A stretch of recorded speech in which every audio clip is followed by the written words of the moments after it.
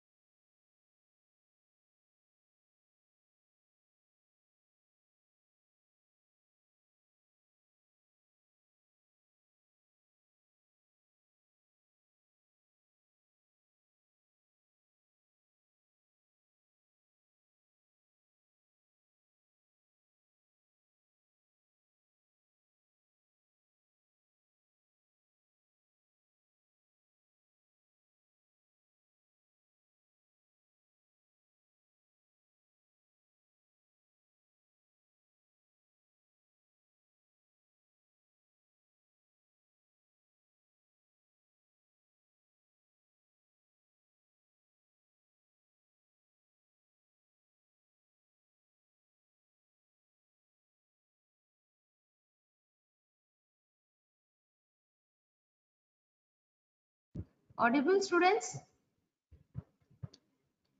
One of you answer. Am I audible? Students, audible or not? Yes, One of you ma'am. answer. Okay, fine. What was your previous class?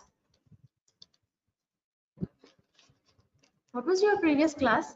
I'm asking, not gynaec. What was the class done before? Fine. No one of you will respond. Okay, the topic for today is gestational trophoblastic disease, hydatidiform mole, and commonly we call it as molar pregnancy. What is molar pregnancy? Is it a normal pregnancy or something abnormal? Definitely this is not a healthy pregnancy and we are not going to continue this pregnancy. Okay, so this is abnormal pregnancy because of the abnormal activity of the placental tissue, degeneration and abnormal proliferation of placental tissue, and this is not a healthy pregnancy. It can be a partial mole or a complete mole. Partial mole means some fetal tissue is there, maybe IUD or maybe IUG or abnormal baby, small baby, or it can be complete mole, means there is no embryo, no baby, only the abnormally proliferated placental tissue is there. So definitely for both of them the treatment will be termination. Okay.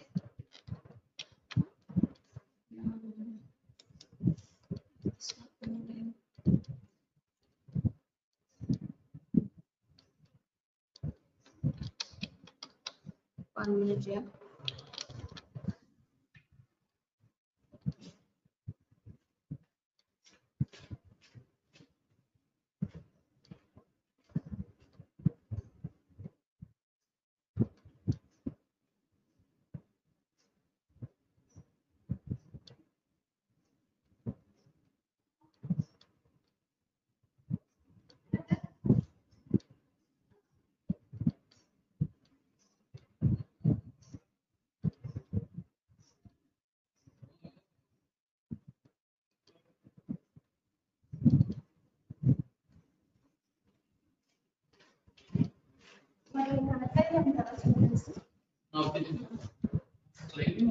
Slide more. Yeah. Okay. So, by definition, gestational trophoblastic diseases, they comprise of a wide variety of biologically interrelated conditions which form a clinical spectrum from benign partial mole to the one end. The simple most will be the benign partial mole, some fetal tissue and some placental abnormal tissue. That will be completely benign condition, and once we evacuate it, it will be done. Or the other higher malignancy. So if it is the other end, it will be malignant choriocarcinoma. So it is the other end will be a malignancy. The only advantage, the only malignancy which is 100% chemosensitive is choriocarcinoma, and the drug we give is methotrexate. Methotrexate is it will be useful in single phase or multiple phase regimens will be there. Still resistant, you can go for other drugs like actinomycin, ABVP regimens, etc. But the simple most will be the partial hydrotiform mole, and the higher most will be malignancy, that is choriocarcinoma. And this spectrum extends from very early pregnancy to years after pregnancy. Means early pregnancy, when you go for dating scale like 5 weeks, 6 weeks, or even 8 weeks, you can pick this mole, complete mole or a partial mole. Or once a girl is pregnant, she's delivered, maybe term vaginal delivery or miscarriage or whatever, after completion of the pregnancy also, she's likely to develop this malignancy, that is choriocarcinoma. Okay, after hydrotiform mole or complete or partial mole or invasive mole, she's likely to develop this choriocarcinoma. But complete term normal pregnancy women also, they are prone for this malignancy, choriocarcinoma. So these trophoblastic tumors are broadly categorized into benign mole. Benign hydrotiform mole, it may be a complete or partial. The tumor sometimes, what happens, this is abnormal degeneration of this placenta and proliferation. It can invade the uterus also, wall of the uterus and surrounding structures. Then it is called invasive mole. And persistent trophoblastic tissue. After delivery, some residual trophoblastic tissue will be left and it again start invading. It can be an invasive mole or it can remain as persistent trophoblastic disease. And choriocarcinoma. This is a malignant one. It could be non-metastatic, means completely confined to the uterus, or metastasis is also there to the lungs, brain, bone, etc. It can be malignant or it is malignancy choriocarcinoma. It can be metastatic or non-metastatic. So coming to the classification of trophoblastic diseases, one is benign molar pregnancy. It's a complete or partial mole. persistent or residual mole, can be invasive when it is invading the wall of the uterus or surrounding structures, or it can be persistent placental site trophoblastic disease. If it is choriocarcinoma, it can be non-metastatic, or metastasis can be there to lungs, liver, and brain. So the type of trophoblastic disease, if you find before 24 weeks of gestation and it is a complete mole, means there is no fetal tissue. So complete or partial mole, we have to terminate the pregnancy. You have to evacuate and follow. If it is a persistent mole, usually confined to the endometrium, or if it is invasive mole invading the uterine wall. So in beta hCG, as this is because of abnormal placental action, how you monitor and diagnose or even follow up the patient is with the help of beta hCG, which is produced by syncytial trophoblast. Okay, so you evacuate and terminate the pregnancy, partial or complete mole. Then you will follow up with the beta hCG levels for 2 years, so that you will monitor the patient is going to develop choriocarcinoma or not. If it is a normal pregnancy followed by she is having elevated beta hCG levels, our two diagnoses can be the persistent placental tissue is left and it developed persistent placental site trophoblastic disease, or completely after delivery she may even develop choriocarcinoma also. So this is an abnormal condition of the placenta where there are partly degenerative and partly proliferative changes in end chorionic villi, which results in the formation of cluster. Here, when you see after evacuation, there will be small grape-like fluid-filled vesicles. Clusters will be seen. Cluster like grape bunches, like pearls even. So shining pearls, clusters will be seen. This is not looking like a normal placenta. So abnormally proliferative fluid degeneration.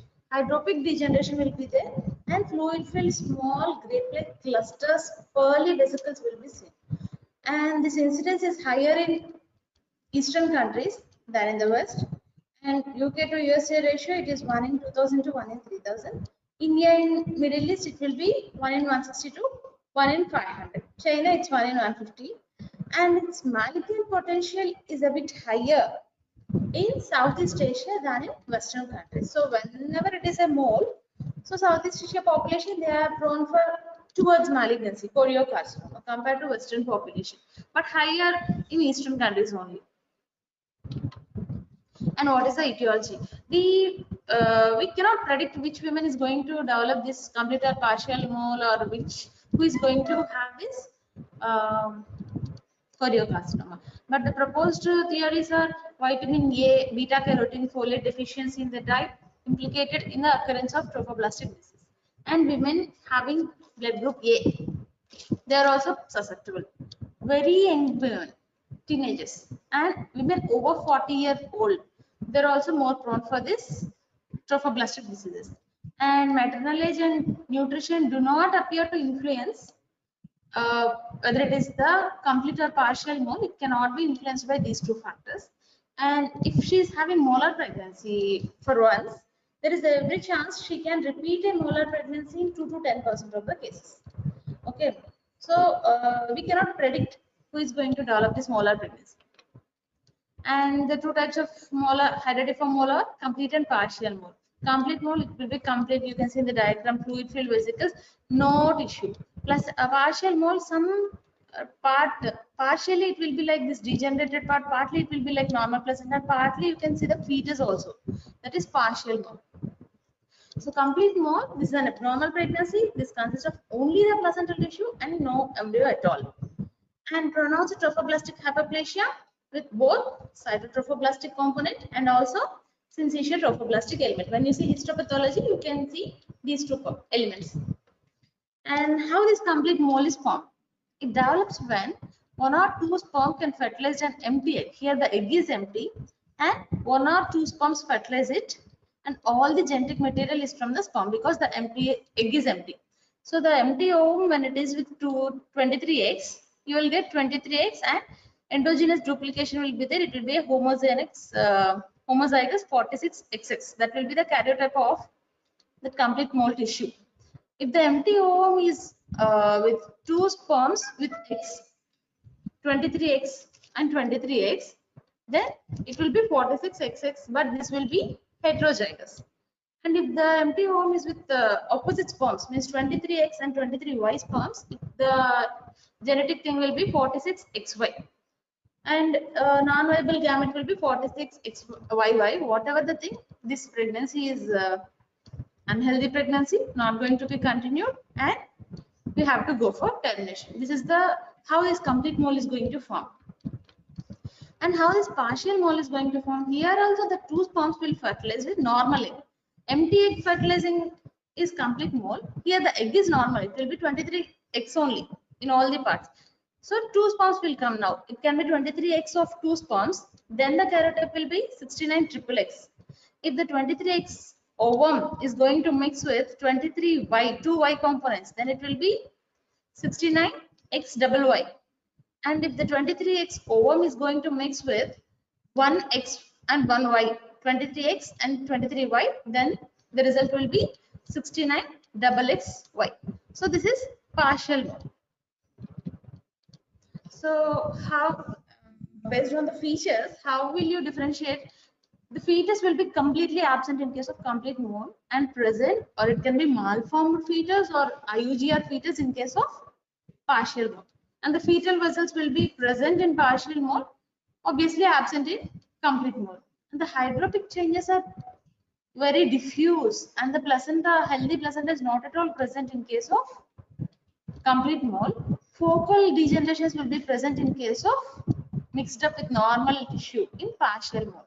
And the trophoblastic hyperplasia is very much marked in complete mole. It can be mild to moderate in partial mole. Beta HCG levels also, where the degeneration is more, there only the beta HCG level will be abnormally high.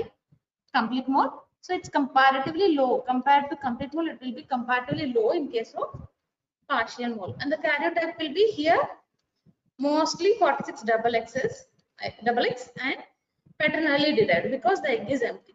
And there the most common one is 69XXY or 69XXX. And now coming to the malignancy potential, complete mole have more malignancy potential. So partial mole women rarely develops malignancy. Complete mole are more prone. 15 to 20% will develop choriocarcinoma. So morbid anatomy, there will be a complete hydatiform mole. It resembles, like I told, bunch of grapes, like vesicles, pearly white in color, and they will be translucent. Once you see, you will remember. And it contains fluid, watery fluid. The vesicles also vary in size. All the vesicles won't be in the same size. Few millimeters to 2 to 3 centimeter in diameter, and they are attached to the main side. They'll just like be bunch of grapes. They are attached to the main stalk by thin pedicles. And in between, a few hemorrhagic areas and few necrotic areas will be seen in between the bunches. The fetus and the amniotic sac, placenta, they will be completely absent in complete mole.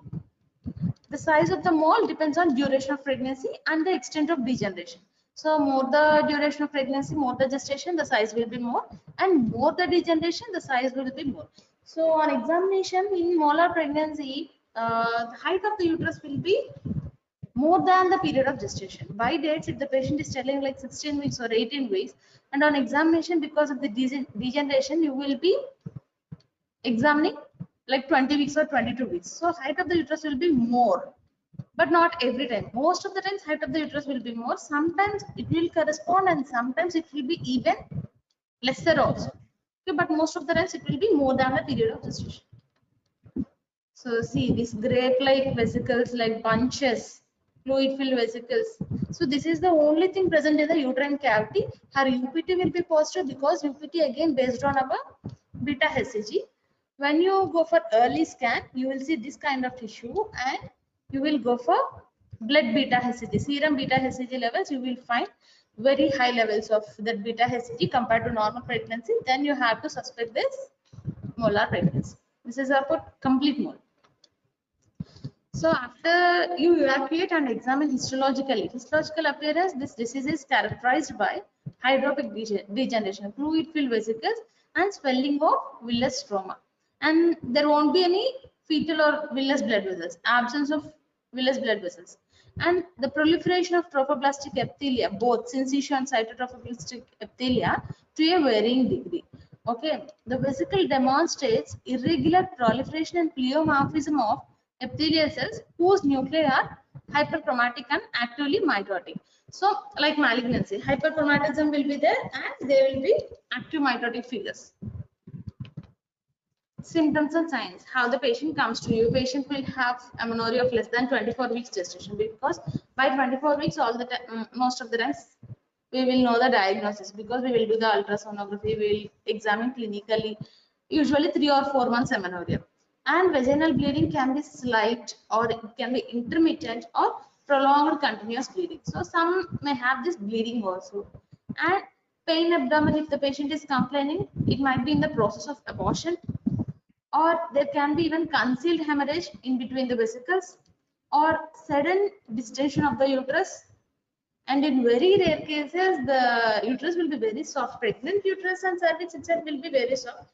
And this kind of degeneration, it will be very soft. And in rare cases, there is chances of perforation of the uterus. So when you attempt evacuation for these cases also, you have to do very carefully, because they are very soft, fragile and prone for perforation. So it's an acute emergency again. Okay. And may complain of passage of this vesicle-like tissue. Prolonged or heavy bleeding may lead to anemia. If the pregnancy is detected a bit later, these girls are again prone for PIH, pregnancy-induced hypertension, in 1/3 of the cases. And they're also prone for this thyrotoxicosis, may be present, because the subunits of HCG, TSH are similar. So more the HCG will be in more than thousands and lakhs. So it will influence the TSH also. They are more prone for thyrotoxicosis.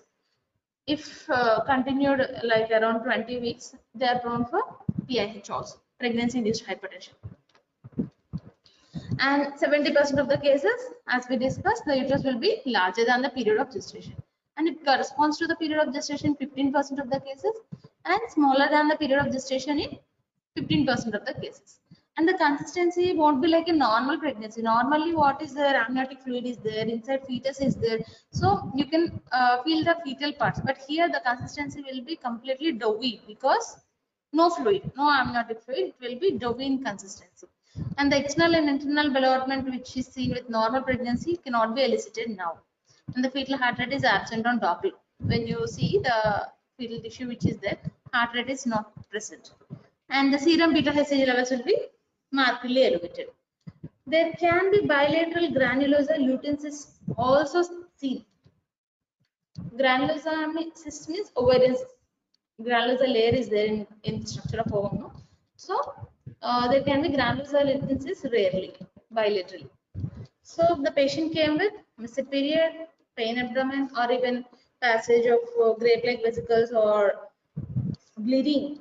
So what can be your differential diagnosis?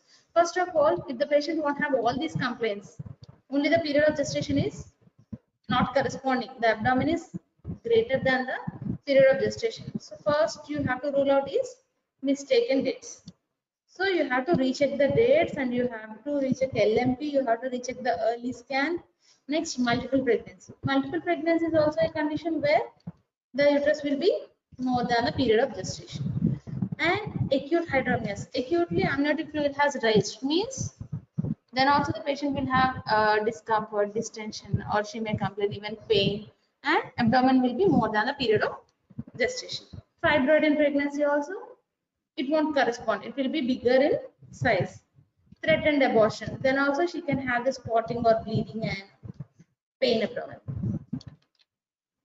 Complications, they are prone for hyperemesis gravidarum, because HCG is again responsible for our morning sickness and vomitings. Now beta HCG is very much elevated in these conditions. Again they are prone for hyperemesis gravidarum. They are prone for pregnancy induced hypertension, hemorrhage, anemia, infections, and thyroid storm in 3% of the cases. Rarely in 2% of the cases, embolism with acute pulmonary insufficiency and coagulation failure. They may land up in disseminated intravascular coagulation because of pulmonary embolism and uterine perforation. And delayed complications will be, she may repeat this mole, repeat the complete or partial mole, recurrent mole, or choriocarcinoma. These are delayed complications. Immediate complication will be infection, bleeding, anemia, hyperemesis, embolism, rarely perforation. And how will you confirm? Investigations on Doppler investigation, the fetal heart will be absent. And on ultrasonography, complete mole, it looks like snowstorm appearance. No fetal shadows are seen. In partial mole, a malformed or a small IUGR fetus can be seen, and the placenta shows scattered cysts. Serum beta HCG will be very much elevated, more than 40,000 milli international unit per ml. This is blood investigation. This confirms our diagnosis of molar pregnancy. And X-ray test we will do because to rule out lung metastasis. Lung is the most common site of metastasis in this choriocarcinoma. CT scan you will do to detect liver and brain metastasis. Pre-treatment investigations. What will you do? Hemoglobin, because the degree of anemia, if she is bleeding since long time, or blood grouping and cross matching, she may require any blood transfusion because of anemia, or when you attempt for termination, she may have bleeding. Then you have to be ready. So blood grouping and cross matching, and X-ray test to rule out any primary lung metastasis. And if thyrotoxicosis is expected, she's also a non-thyroid or something, you have to check serum TSH, free T3, free T4 levels also. So the aim of the treatment is to remove the trophoblastic tissue from the uterus and to eliminate in other parts of the body if there is metastasis. So this abnormal trophoblastic tissue, the aim is to remove all that thing. If diagnosed during spontaneous abortion, by the time you diagnose, she's already in spontaneous abortion, they tend to have abortion more compared to a healthy pregnancy. So what will you do? You will augment it. How? IV oxytocin drip 10 to 20 units or more in 500 ml of 5% glucose. If failed oxytocin, then you can go for surgical evacuation with the help of suction evacuation machine with Karman's cannula. Karman's cannula, you will have a specimen also, 10 to 12 size. There is serial size for this Karman's cannula, like 6, 8, 10. So 10 to 12 size Karman cannula, you connect it to the suction device and do surgical suction and evacuation, or digital exploration or gentle curate like DNC, curettage remnants of the chorionic tissue. And this evacuation can be assisted by even administration of Mithagen. Mithagen 0.2 mg also helps in evacuation. And if required, bleeding is there, blood should be transfused. So you, by suction evacuation or by gentle curettage or by medically, you have to first terminate the pregnancy. If diagnosed before spontaneous abortion, you have to plan termination. Again, under planned and controlled suction with the help of suction device, or induction with prostaglandins is effective in dilating the cervix prior to evacuation. Initially, you start with cerviprime or misoprostol, and once the os is dilated, you can go for surgical evacuation. And prostaglandin vaginal pessary, that is misoprostol, prostaglandin even 400 to 600 microgram. This helps in ripening of the cervix, or cervical gel means cerviprime. No, what we use in term cases also for induction, we use the same drugs.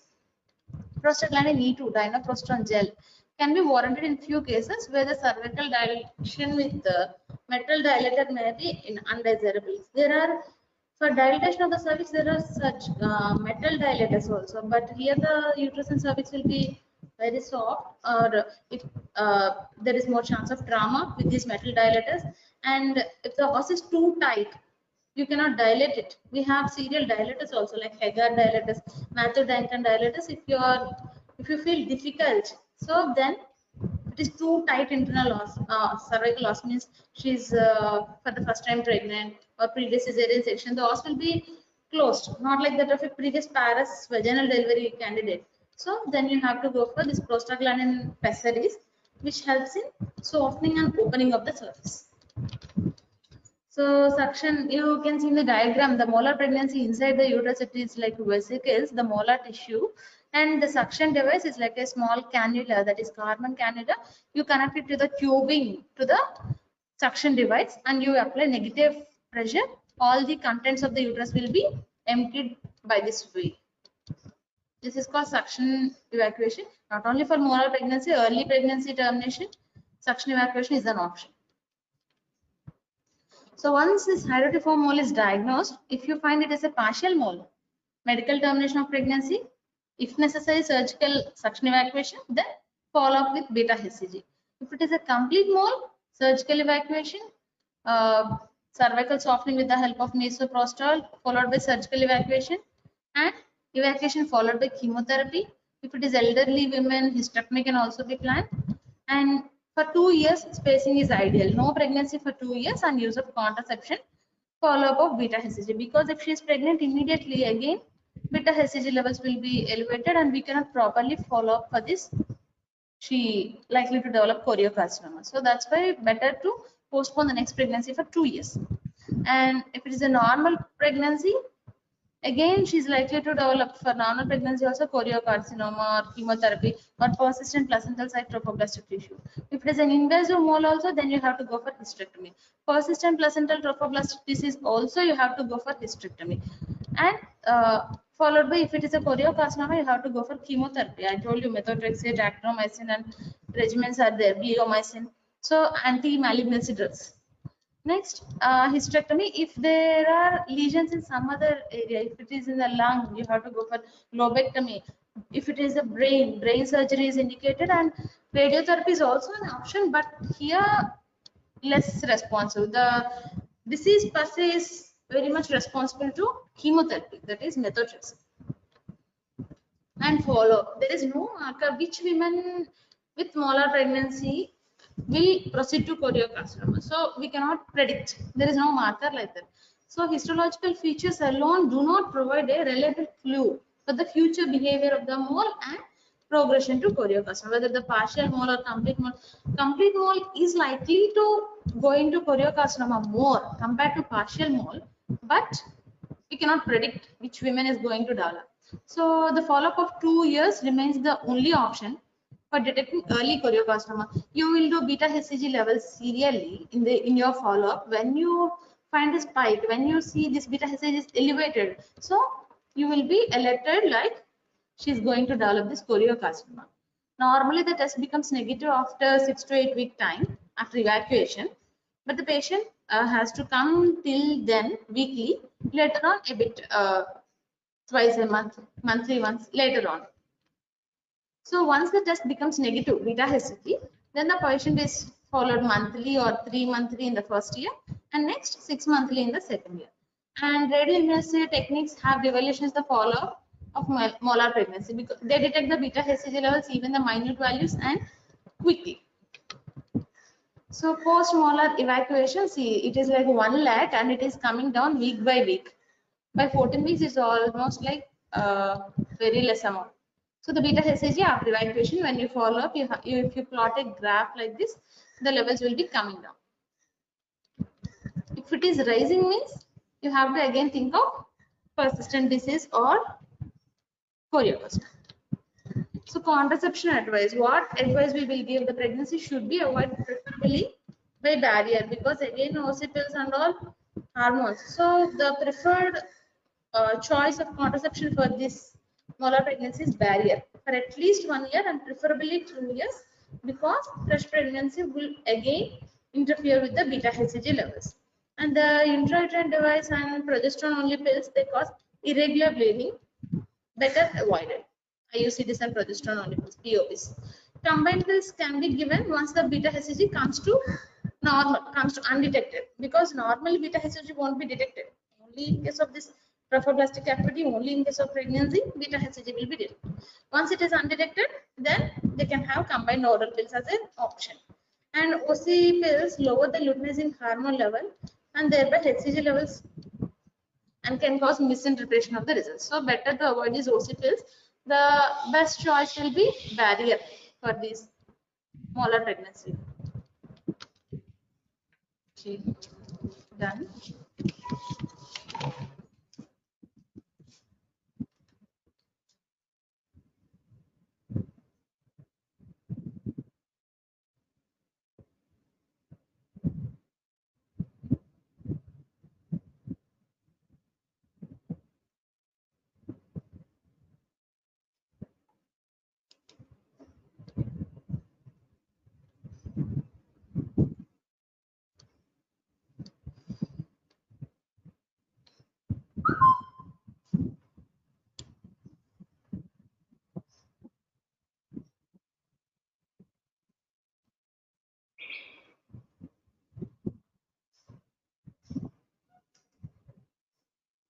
Okay, students, you can leave.